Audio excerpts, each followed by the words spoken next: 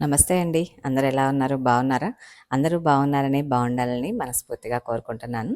ముందుగా అయితే అందరికీ శరన్నవరాత్రి శుభాకాంక్షలండి.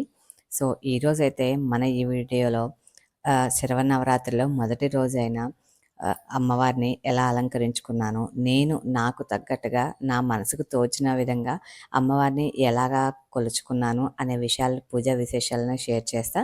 అమ్మవారి యొక్క ఈరోజు యొక్క అవతారము, ప్రసాదము, ఆ తర్వాత అమ్మవారు అసలు ఏంటి కథ అన్నది మనం తెలుసుకుంటే బావుంటది అన్నది నా యొక్క ఉద్దేశం అండి.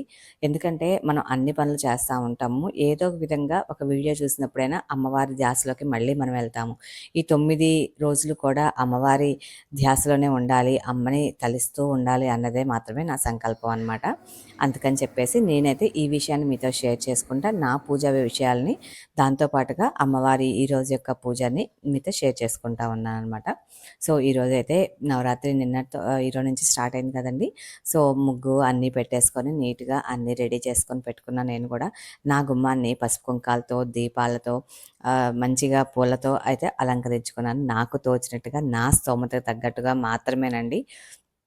ఆ తర్వాతయితే ఈరోజు అమ్మవారి యొక్క అలంకారము బాలా త్రిపుర సుందరి దేవి. ఈ విషయం అందరికీ తెలిసిందే. ఈరోజు మనం ప్రత్యేకంగా పరమాన్నం ప్రసాదంగా పెట్టుకుంటామండి. కొంతమంది అడుగుతున్నారు, ఈరోజు అదే పెట్టాలా అని అంటే, మనకి చేతనైనంతగా అలా పెట్టుకుంటే మంచిదండి. ఒకవేళ కుదరని రోజు అమ్మవారికి ఏదో ఒక ప్రసాదం, ఎందుకంటే లలితా సహస్రనామంలో మనకి ఎన్నో ప్రసాదాలు చెప్తారు. దద్దోజనమని, గూడాన్నమని, పులిహోర, చింతపండు పులిహోర, నిమ్మకాయ పులిహోర, లేతే కట్టె పొంగలి, చక్కెర పొంగలి, పూర్ణాలు, బూరెలు, గారెలు ఇలా ఏ ప్రసాదమైనా చేసి పెట్టుకోవచ్చండి. తప్పేమీ లేదు. అమ్మవారికి ప్రత్యేకంగా వాళ్ళు మనకి విజయవాడలో ప్రకారం మనం ఫాలో అవుతున్నాం కాబట్టి అక్కడ పెట్టే ప్రసాదాన్ని మనం అలాగే అనుకుని పెడుతున్నాం. అలా ఆ విధంగా పెట్టిన వాళ్ళు అలా పెట్టొచ్చు. అలా పెట్టని వాళ్ళు మన ఇష్టం. మన ఏదో ఒక ప్రసాదాన్ని అమ్మకైతే ప్రసాదంగా అయితే మనమైతే నైవేద్యం అయితే సమర్పించుకోవాలి. ఈరోజైతే నేను చేసుకున్న పూజలో అయితే ఎటువంటి కలశం పెట్టుకోలేదండి. మీరు చూస్తున్నారు కదా! మీకు చూపించే విధంగా చిన్న చెంబులోనే వాటర్ పెట్టుకొని, ఆ విధంగా పువ్వు పెట్టుకొని నేనైతే కలశారాధన చేసుకున్నాను. నేను కూడా ఈరోజు షోడశోపచార పూజలతో పూజ అయితే ఆరంభించానండి. అమ్మవారిని పూలదండలతో నాకు తోచిన విధంగా, నాకు ఇష్టమైన విధంగా, నా కంటికి ఇంపుగా అనిపించినాయి కాబట్టి తెలుపు రంగు, పింక్ రంగు పూలతో అయితే ఈరోజైతే అమ్మవారిని అలంకరించుకున్నాను. చాలా హాయిగా, చూడటానికి చాలా ప్రశాంతంగా అనిపించింది అమ్మ వదనం అయితే ఈరోజైతే ఉదయాన్నే 4 గంటలకు లేచి అందరిలాగే నేను కూడా పూజ స్టార్ట్ చేశానండి. కొంచెం సేపు అమ్మవారి గురించి మనం తెలుసుకోవాలని, మీ అందరికి కూడా నాకు తెలిసిన విషయాలు మీతో షేర్ చేసుకోవాలని అయితే నా కోరిక అండి. అందుకని మీకైతే ఈరోజు చెప్తున్నాను. సో, ఈరోజైతే ఆశ్వీజ శుద్ధ పాడ్యమి రోజు అనమాట. అంటే నవరాత్రుల్లో మొదటి రోజు అమ్మవారి యొక్క అలంకరణ బాలా త్రిపుర సుందరిగా మనందరికీ కూడా, భక్తులందరికీ కూడా దర్శనమిస్తారు. ఈ అలంకారం యొక్క విశిష్టత ఏంటంటే, శ్రీచక్రం పైన అమ్మవారు ఎడంకాలు మోపి, చెరుకుతో చేసిన విల్లు, ఆ తర్వాత పుష్పబాణాలు, ఉరితాడు, కొరడాలు ఇలా పట్టుకొని అమ్మవారు ఆసీనులై ఉంటారు. ఆ తర్వాత బాలా త్రిపుర సుందరి అంటే ఏంటంటేనండి, త్రిపురుని యొక్క భార్య. త్రిపురుడు అంటే ఎవరంటే ఈశ్వరుడు. ఈశ్వరుడు యొక్క భార్య గౌరీదేవి అని అర్థం అనమాట. త్రిపుర అంటే బాలా త్రిపుర సుందరి ఉంది కదండి. బాల అంటే చిన్నపిల్ల అని అర్థము. త్రిపుర సుందరి లో త్రిపుర అంటే ముల్లోకాలు, సుందరి అంటే అందమైనది. అంటే మొత్తాన్ని కలిపి చూస్తే గనక ముల్లోకాలనే పాలించే సుందరి అని అర్థం. ఈమె సాక్షాత్తుగా ఆది పరాశక్తి. బాలా త్రిపుర సుందరి ఇది త్రిగుణైక శక్తి అండి. అంటే సరస్వతి యొక్క జ్ఞానము, కాళిక యొక్క శక్తి, లలిత యొక్క సౌభాగ్యం, ఈ మూడింటిని కూడా కలుపుకున్నామగా మనం బాలా త్రిపుర సుందరిని పూజిస్తాము. ఈమె ఆనందప్రదాయిని, నిర్మలత్వం కలిగి ఉన్న బాల్యంను, మనసును, చిత్తము, అహంకారము వీటన్నిటిని కూడా ఆమె యొక్క అదుపులో ఉంటాయి. ఆమెను పూజించే వాళ్ళు అందరికీ కూడా ఇవన్నీ కూడా అదుపులో ఉండేలాగా అమ్మ మంచి జ్ఞానాన్ని, మంచి బుద్ధిని, మంచి మనసుని అనేవి అమ్మ అయితే ప్రసాదిస్తుంది మనకి. అంతేకాకుండా అమ్మ యొక్క అవతారం, అమ్మ యొక్క అలంకరణ అనేది ఈరోజు అభయహస్తాలతో, అక్షమాలతో ధరించిన బాల అంటే చిన్నపిల్లలాగా అమ్మ అయితే మనకి అందరికీ కూడా దర్శనమిస్తారనమాట. అమ్మవారు ఈరోజు మొదటి రోజు కదండి బాలా త్రిపుర సుందరిగా అవతరించేది. చిన్నపిల్లగా మొదలయ్యి ఒక రాక్షసిని చంపగలిగేంత అమ్మవారిలాగా దర్శనమిస్తారంట మనకి. ఈ 10 రోజులు అయ్యేతరికి. సో, ముందు రోజు మొదటి రోజు కాబట్టి చిన్న పిల్లగా అంటే బాలగా మనకి అమ్మవారైతే దర్శనమిస్తారు. అసలు అమ్మవారు ఎలా ఆవిర్భవించారనే విషయం గూడా ఒక్క 2 నిమిషాల్లో మీకైతే నేను చెప్తాను. సో, ఇక్కడైతే నేను షోడశోపచార పూజలు ముందు గణపతికి చేసుకున్నానండి. ఆ గణపతికి పూజ అయిపోయిన తర్వాత, ఆ తర్వాత అమ్మవారిని బాలా త్రిపుర సుందరిగా కొలుచుకున్నాను. ఈరోజైతే నాకు విశేషంగా బిల్వ దళాలు దొరికినయి. అమ్మవారికి షోడశోపచార పూజ నిర్వహించి, ఆ తర్వాత మనకి అష్టోత్తరాల దగ్గర బాలా త్రిపుర సుందరి యొక్క అష్టోత్తరం చదువుకుంటా అమ్మవారిని బిల్వ దళాలతో అయితే పూజించుకున్నానండి. చాలా మంచిగా అనిపించింది. చాలా ప్రశాంతంగా కూడా అనిపించింది నాకైతే. ఆహ్ ఆ తర్వాత ఇక్కడ మనం అమ్మవారికి పూజించే విషయంలో అష్టోత్తరం తర్వాత నేనైతే లలితా సహస్రనామాన్ని కూడా చదువుకున్నాను. లలితా సహస్రనామం చదువుతా కుంకుమ పూజతో నేనైతే పూజ చేశానండి. ఈరోజైతే నేను అమ్మవారి విగ్రహము, పటముతో పాటుగా చిన్న రూపు, శ్రీచక్రం ఉన్న రూపు ఉందండి నా దగ్గర చిన్నది. మీరు గమనిస్తే గనక కనపడుతుంది. నేను ఏది దగ్గరగా చూపించలేదండి ఈరోజైతే. కొంచెం దూరంగా పెట్టి చూపించాను. సో, దానికి అయితే ఈ 9 రోజులు పూజ చేసుకుందాం అని చెప్పేసి నేను ఈ బయటకి తీశానండి. బయటకు తీసి ఈరోజైతే పూజ చేసుకున్నాను. అమ్మవారు ఎలా ఆవిర్భవించారనే విషయాన్నయితే ఈరోజు తెలుసుకుందాం ఇప్పుడైతే. సో, అమ్మవారు యొక్క ఆవిర్భావం గురించయితే మనకి బ్రహ్మాండ పురాణంలో ప్రస్తావించబడింది. పూర్వం భండాసురుడు అనే రాక్షసుడు ఆయన ఒక రాక్షసుడు ఉండేవాడు గదండీ! ఆ రాక్షసుడు ఎలా ఉద్భవించాడు అంటే మన్మధుడి యొక్క చితాభస్మం నుంచి ఆయన ఉద్భవించాడు. ఈ రాక్షసుడు సకల లోకాల్లో అరాచకాలను మొదలుపెట్టేశాడు.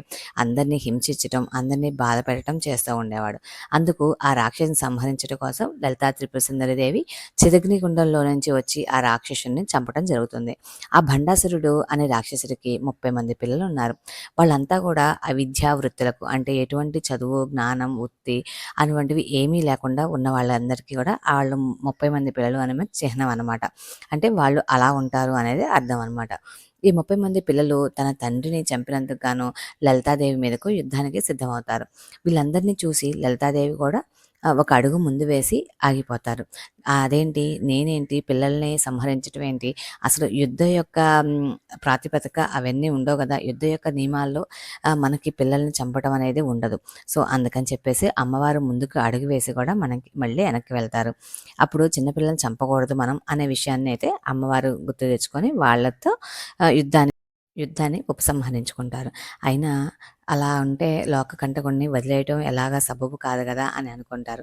అప్పుడు అమ్మవారి నుంచి ఒక అద్భుతమైన ఒక ఘటాన్నయితే ప్రారంభించారండి. అప్పుడు అమ్మవారి నుంచి ఒక శక్తిపుంజం వెలువడి అందరి దేవతల చేత ఆశీర్వదింపబడి ఉన్న ఒక చిన్న బాలా రూపంలో ఒక అమ్మవారైతే వస్తారు. ఆ చిన్న పాప 4 చేతులు కలిగి పుస్తకము, జపమాల, అభయ వరద హస్తాలతో అంతేకాకుండా సకలాభరణ భూషితురాలయ్యి తెల్లని పద్మాన్ని ఆసనంగా చేసుకొని హంసలు లాగుతున్న పద్మంపై బయటికి వస్తారనమాట. ఆ అమ్మ అక్కడే రణరంగానికెళ్ళేసి ఆ భండాసుర పుత్రులందరినీ కూడా సంహరించేస్తారు. ఒకే ఒక్క అర్ధచంద్రాకార బాణంతోనే అందరిని సంహరించేస్తారండి. ఇది అమ్మవారి యొక్క వాహనం అనేది ఇక్కడ హంసలుగా ఉంటది. హంసలు అనేవి శ్వాసకి చిహ్నంగా ఉంటుంది. ఈ శ్వాస అనేది మనకి ప్రాణశక్తికి నిదర్శనం గదా! సో, ఇదండి అమ్మవారి యొక్క దర్శనము, అమ్మవారి యొక్క ఆవిర్భావం అనేది ఈరోజైతే ఈ విధంగా మనం బాలా త్రిపుర సుందరి దేవిగా మనకి దర్శనమిస్తారు. బాలా త్రిపుర సుందరి దేవి యొక్క ఆవిర్భావం అనేది ఈ విధంగా జరుగుతుంది. ఈ విధంగా అయితే మనం ముందుగా నవరాత్రుల్లో మొదటి రోజుని అమ్మవారి యొక్క రూపం బాలా త్రిపుర సుందరిగా చేసైతే ఈరోజు పూజించుకుంటాం. ఈరోజు గనక సాయంత్రం పూట అమ్మవారిని మరలా రెండోసారి పూజించుకోవటం, అంతేకాకుండా ఎవరైనా సరే చిన్న పిల్లలు ఉంటారు కదండీ! 3 ఏళ్ల, సంవత్సరం పిల్లల నుంచి 10 సంవత్సరాల పిల్లలు ఎవరైనా సరే అమ్మగా భావించి సాయంత్రం పండు, తాంబూలం ఇచ్చి అమ్మాయిలకు కావాల్సినవన్నీ ఇస్తే చాలా అంటే చాలా మంచిదండి. అంటే అమ్మే ఇంటికి డైరెక్ట్‌గా వచ్చి తీసుకున్నట్టుగానే భావించొచ్చు మనమైతే. అంత మంచిదనమాట. వీలైతే గనక పిల్లలు ఎవరికైనా ఉంటే ఇంకా చక్కగా తాంబూలం ఇవ్వండి. వాళ్ళకి నచ్చినవి చాక్లెట్‌లు, బిస్కెట్స్ ఆ తర్వాత వాళ్ళకి కావాల్సినయన్నీ గూడా మనం ఆ తాంబూలంలో పెట్టి అయితే ఇవ్వచ్చు. ఇస్తే గూడా చాలా అంటే చాలా మంచిది. సో, ఇక్కడైతే నా పూజ అయితే మొత్తం కంప్లీట్ అయిపోయిందండి. అమ్మకి మొత్తం పూజంతా అయిపోయిన తర్వాత ధూపం ప్రసాదము, నైవేద్యము సమర్పించుకున్నాను.